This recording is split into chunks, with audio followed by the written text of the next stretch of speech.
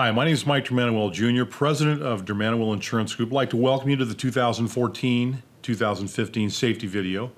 And this video is about 25 to 30 minutes. It is for our church and school clients and to help they and their staffs be safe throughout the year. There's a lot of good information here.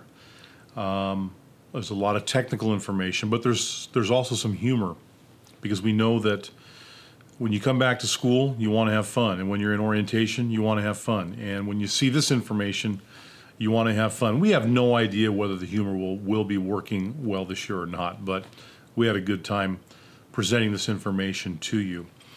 There's some building blocks when it comes to safety that just can't be replaced. One of them is the concept of stewardship and what it is that we're doing with God's money throughout the year. And if you're not familiar with how workers' comp works, when you have claims, your costs go higher. And when you don't have claims, your costs stay stable or go lower. And that's why we ask you to invest this time, because the goal here is to have a completely injury-free workplace. Whether you have 30 employees or 300, it doesn't matter. It's possible to go throughout the entire year without anybody getting hurt. One of the keys to that, of course, is the quality of people that we hire. We've got to do a great job hiring throughout the organization, making sure that our staff is committed to our Christian mission. If we do that, we've already accomplished a lot of what needs to be done. You'll see familiar topics today. You'll see vignettes on slips, trips, and falls, and safe lifting, and good housekeeping, and other important aspects of remaining safe in the workplace. You'll also see some new material that you haven't seen in the past. We will also discuss specifically what to do if you get hurt. It's important for you to understand that. That is a very important process. There can be no ambiguity about how we handle that. And Matt Havens will be here later to discuss that with you.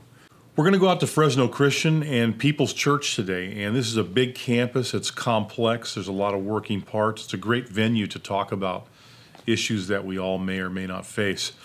It's not a perfect place, and they know it. Part of our job is to help them get better, just like part of our job is to help your ministry get better at what they do.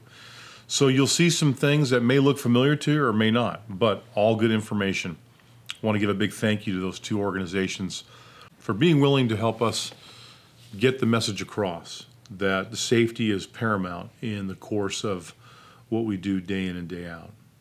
So I think you're going to enjoy this. You're going to meet Gabe Laurenti and Reggie Sadler, our risk management gurus, as well as Matt Havens, who handles all the claims for our workers' comp clients.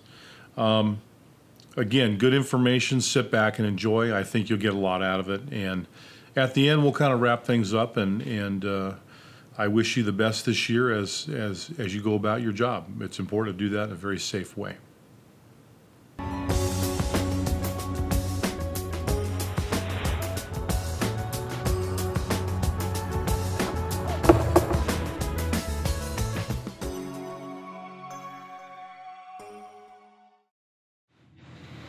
Okay, everybody, what's wrong with this picture? Let's go back down. Now you can see we're in a shop, but this problem would apply anywhere where we have extension cords going across the aisleways or going in places where there's foot traffic. You see an issue with this? I certainly do. This is definitely a trip and fall hazard. So it's not enough to just tape over an extension cord. We have to have a bridge cord or something that will not allow a situation like this to occur. Look at this. These are the kind of things you've got to pay attention to no matter what part of the campus you're on. Whether you're in an interior classroom or whether you're outdoors, it doesn't matter. It could also apply to something like a garden hose that is in a high traffic area. This is just an unnecessary hazard that is easy to correct. Really no excuses for having this here. What we have here is a blocked stairwell. As you can see, there's a lot of clutter that is blocking ways to get up the stairs, and more importantly, in an emergency situation, when we have to get down, there should never be anything in front or to the side or even on the handrails like these rubber mats to impede from somebody from getting down the stairs. All this should be totally clear. Okay, no matter what kind of campus you are on, things like this are going to happen. You're going to have tree roots you're going to have settling, and it's tough to keep up with all of it, especially in a big place with acres and acres and acres of property. One of the reasons why we come out and do inspections every year for the Cornerstone program and for other reasons is so we can bring issues like this to your attention. This is a significant trip and fall hazard. So Gabe and Reggie, when you're out looking and when you're out inspecting for Cornerstone, what kind of recommendations would you make when you see something like this? Well, when I see an issue like this, a trip and fall hazard, we always talk about maintenance and maybe cutting the slab.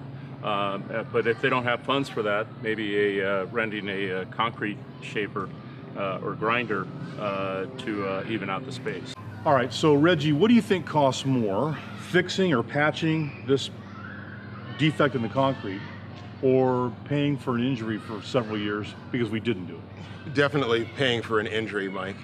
On the note of trying to repair this, it's great to have yellow highlighted paint here to highlight the eye, but clearly it's a lot more expensive to pay for an injury.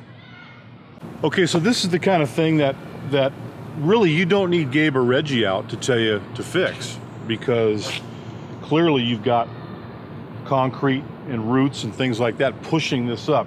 So I've just pushed this back down, but really there's got to be a fix for things like this that needs to happen even before we come out and inspect your facilities. And you're going to have that sort of thing. This campus has been here for 30 years, and these kind of conditions are going to come up. The key is not to ignore them or not to think, hey, it's not my responsibility to point them out. The key is to make sure that we do point them out and that we let our maintenance and our repair people know that this is a trip and fall hazard, and this could really imperil not only kids but staff members as well. I think it's worth it to spend just a minute talking about playground safety, because we've gone to great lengths over the years to make playgrounds themselves safer. California has strict standards about the type of playgrounds that we can even have and how they're installed, what kind of surfaces we have to have on those playgrounds. They've done a great job on that, protecting kids. But I think staff members maybe aren't getting the message. I see a lot of flip-flops, a lot of sandals, a lot of bad footwear out on these playgrounds. They will lend themselves to tripping and falling. One of the things you really got to be aware of when you're out on the playground is objects that are flying back and forth, like balls and things like that. You see what I'm saying? So you get hit in the head, you turn, you look, boom, right in the head. Or the little kids are all around you and you're not seeing them. They're holding onto your leg, they're behind you, you're walking backwards, and boom, you fall on your back. So the playground is a necessary element of Christian education, especially for the little ones. But as staff members, we got to understand that that part of the campus probably is one of the more hazardous areas that we have, even though it was designed to be safe for kids.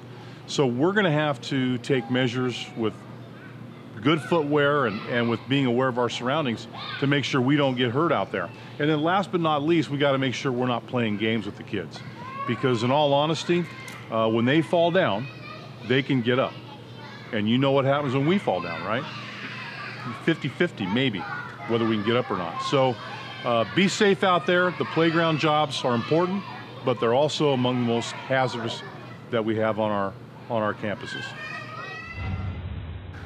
Here's an example of how important it is to have one hand free whenever you're coming down the steps. It's very important to not only have that hand free, but not to have your cell phone or other devices that might distract you. Because if you're getting ready to slip and fall, you want to be able to grab onto something to brace your fall. So here we have an example of the right way to come down the stairs, where only one hand is used to carry your item and the other hand is gripped to the rail. That way, again, if you lose your balance, you have something to grab onto without falling and hitting the ground. Part of our inspection process is to look at classrooms and see what the hazards are in there, what they look like. And many times we come upon things that are up on the wall. And I always ask the question, well, how do you get these decorations up on the wall, close to the ceiling? And there's a moment of silence there. And I think the reason being is because we see teachers using chairs and tables to gain access to put their decorations up. There's a much safer way to do this, and is to use a step ladder. Our belief is that every classroom should have a step ladder instead of going to dangerous habits like standing on tables and chairs.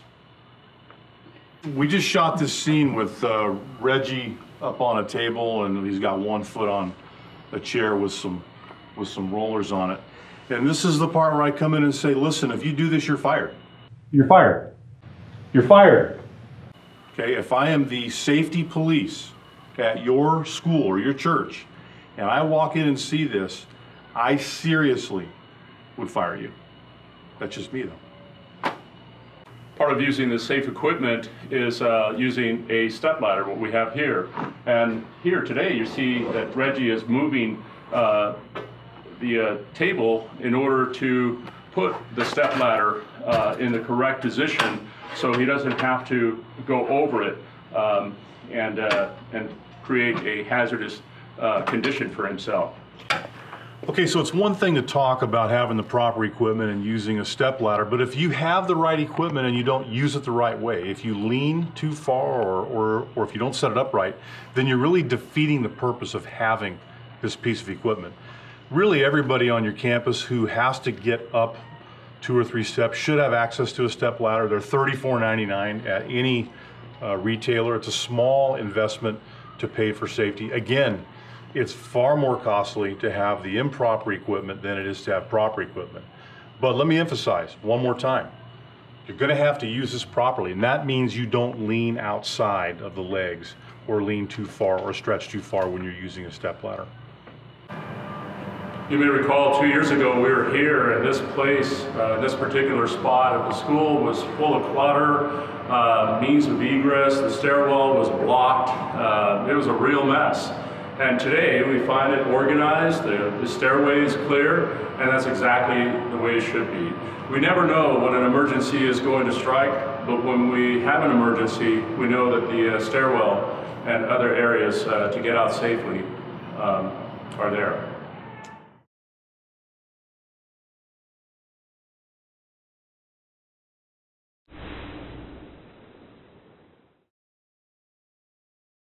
Back injuries and lifting injuries are some of the most common injuries that we see. We're going to show you the right way to lift items in the classroom. Here we see Gabe getting low to the ground, bending his knees because his leg muscles are much stronger, much more powerful than his back muscles, straightening up, bringing the item close to his body, and then when he needs to twist, he moves his feet, not his spine. That's the proper way to lift so that you will not have a back injury. And this is applicable for all employees, whether you're in the classroom, in the maintenance shop, or the administration area as well.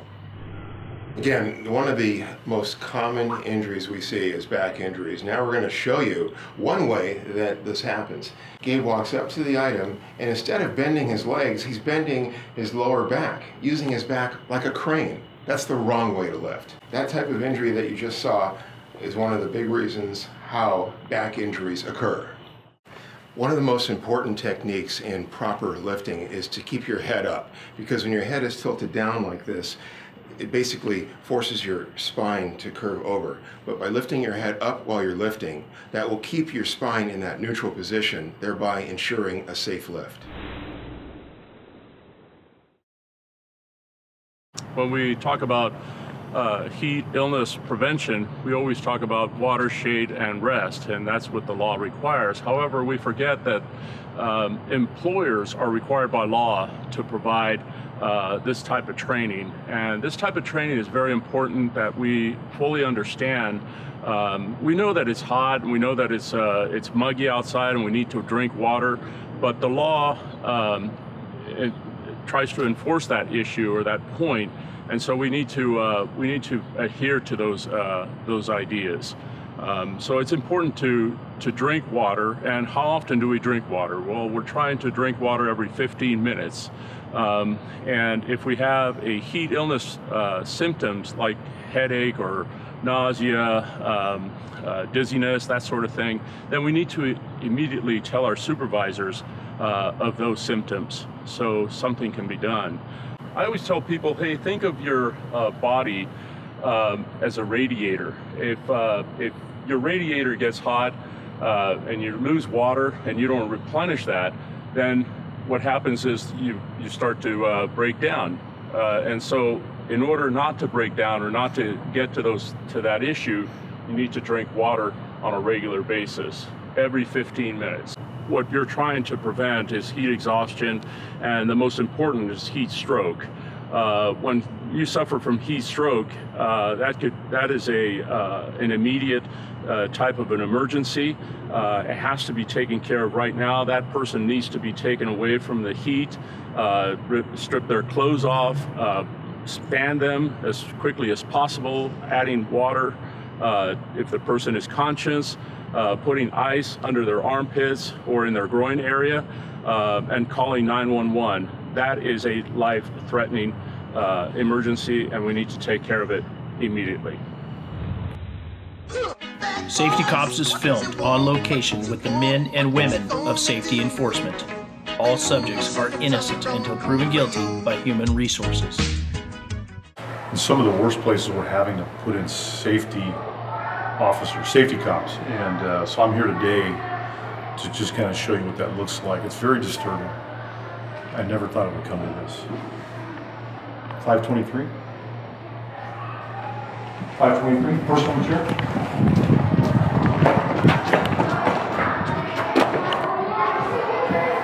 You, get down! Get down! No! Get on the ground! Oh, I'm sorry! Up on a table? You're fired. Get her out of here. All right, we're taking her down to HR. Let's get her booked. Okay, you've seen before the tremendous benefits of having safety police on your campus. Now, one of the time-honored techniques I use, and I train people to do this all the time, hide behind a tree or a shrub. Wait for the air support to tell you what's going on, and then you move quickly. I'm hearing from air support now. This is Safety 1. We have a WWT 1157 in progress. Northeast side of Fresno Christian High School. Ground units, please respond. I believe we have a walker. I believe we have a texter. We have a walking texter. Yes, coordinates? Okay. Walking texter, get on the ground. Get on the ground. It's my boss. Get on the ground. Cover up her face, please. I can't. Cover up. Let me see these shoes. Do you have heels on?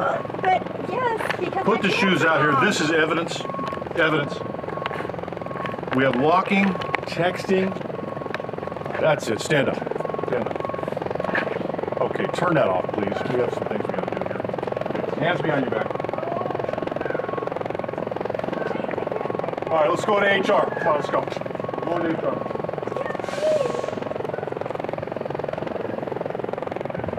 Okay, now you've just seen safety cops. I'm not suggesting that you do this yourself. These are extreme measures, but I thought it was kind of funny. Yeah, it was funny.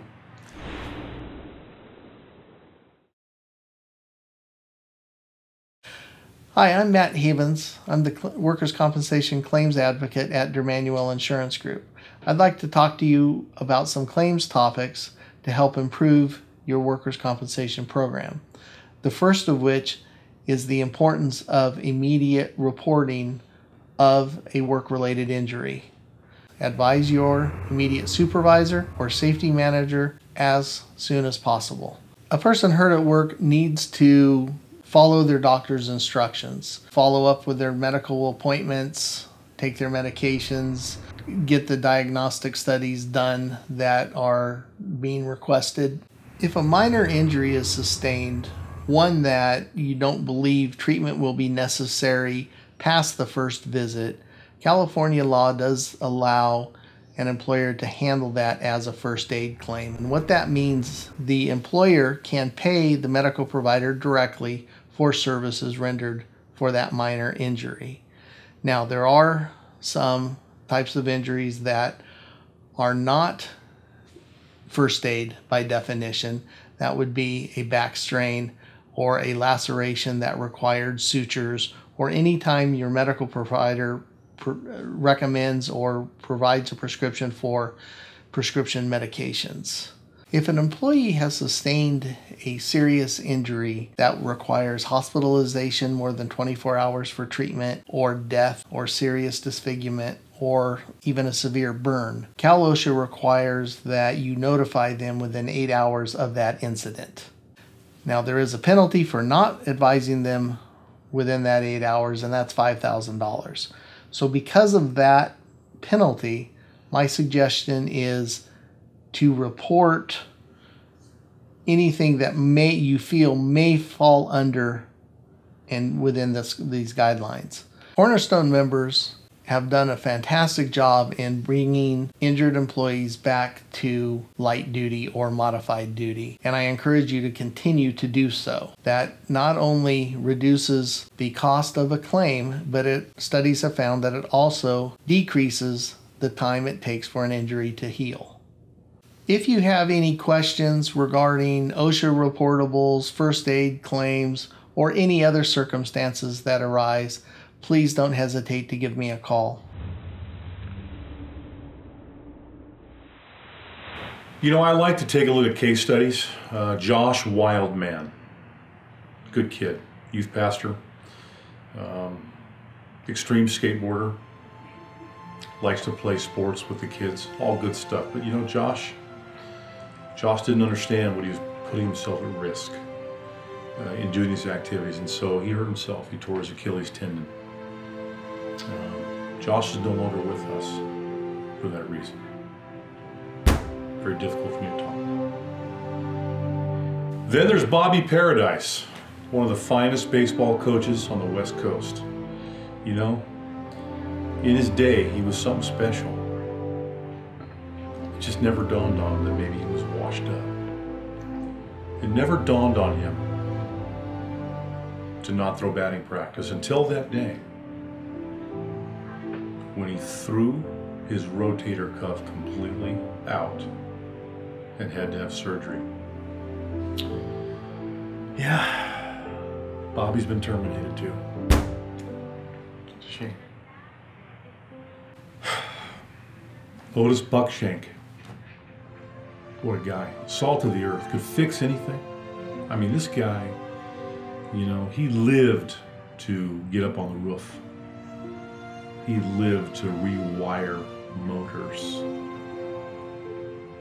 But one day, while using the table saw, he didn't put those safety glasses on. Boom! Career was over. Buckshank. They broke the mold with that guy. He's been terminated too. Then there's the tragic story of Katie Winkle, one of our best teachers. But Katie, you know, as good as she was in the classroom, she wasn't very good at following directions. And that one time she got up on the table. It was a dedicated move. She was putting a map of Chechnya up because our kids need to know about Chechnya. And the table collapsed, broke her ankle. That was it, terminated, done. Then there's Clara Meek, and you know, Clara, we always had doubts about Clara, whether that was the right hire. Secretary, pretty good at her job, but she apparently worked through a lot of pain at that workstation and wound up with carpal tunnel syndrome. Never told a soul. She's not terminated, but she is in rehab right now. Clara could be on the bubble with us. But you have to understand, there are Clara Meeks out there everywhere. You gotta beware.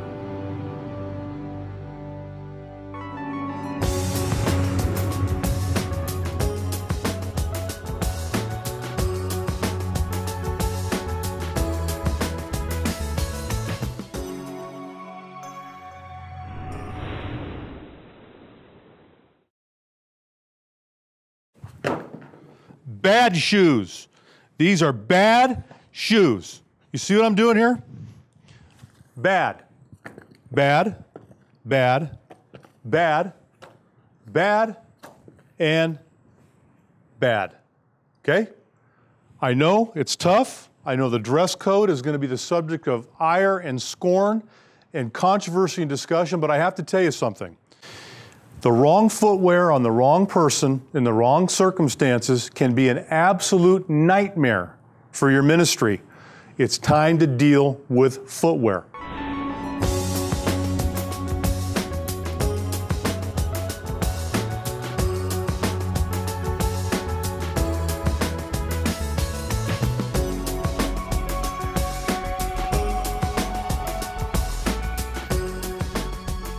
Okay, one of our top 4 ways to avoid getting injured is to simply avoid sports and avoid horseplay. Now, the sports example applies to coaches. The horseplay example applies primarily to youth pastors. But as you see in the video, a soccer coach out doing a full-speed demonstration of a technique just blew her Achilles tendon. Every year we have 4 to 6 of these, 4 to 6 ACLs, 4 to 6 rotator cuffs. And a lot of our coaches in our schools are stipended. They're not full-time. They may not even be watching this video right now. Coaches should not be allowed to do full impact, full speed demonstration. The 8 words that send shivers up my spine, let me show you how to do that. No, if you're gonna show somebody how to do something in sports, you've gotta do it in slow motion. Now, the other thing that we wanna do is we wanna really monitor our youth programs. Our youth pastors are out there doing all kinds of crazy stuff. They're the least likely to care about safety or risk management, generally. It's probably the furthest thing from their mind. So they're involved in all kinds of extreme activities as well. But it even goes beyond sports and youth activities. It goes out to that teacher that just innocently goes to kick a ball. Maybe it's the only time they've done that in 30 years on the playground, and yet that one time they get hurt. So horseplay, sports, playground, all hazardous places, all places where we need to really work to avoid getting hurt.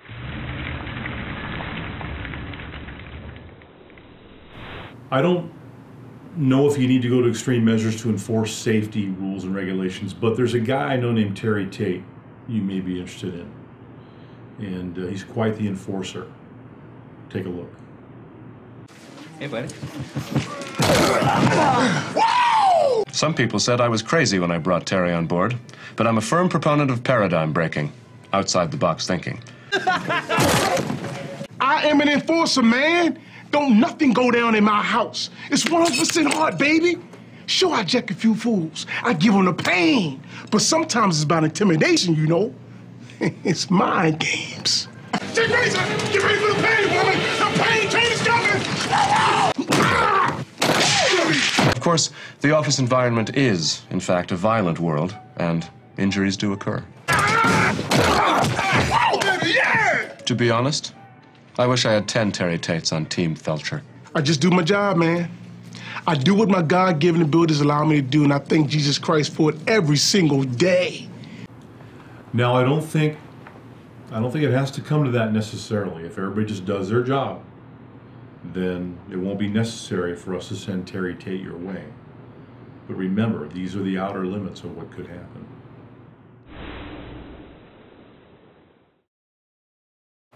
Okay, I'd like to thank you for your time and wherever you're at watching this video. I hope you found it to be informative. Good information. One of the easiest things that there is to do in the workplace is to not get hurt. But to do that, you've got to know why people do get hurt traditionally. I think we've conveyed that information today. I think we've given you good illustrations of what is realistically what the conditions are out there when you're in a church and or a school. And I think now you also have a reinforced knowledge about what to do if you are hurt. As always, if you need any help with risk management, if you have any questions, if you want a live safety meeting, if you want us to work with your maintenance staff or any other part of your staff, you can get a hold of us here at Manouel Insurance Group. Go to our website, www.DMIG.com. Get a hold of Gabe or Reggie, and we'll be sure to come out and give you that assistance that you need. Thank you for watching.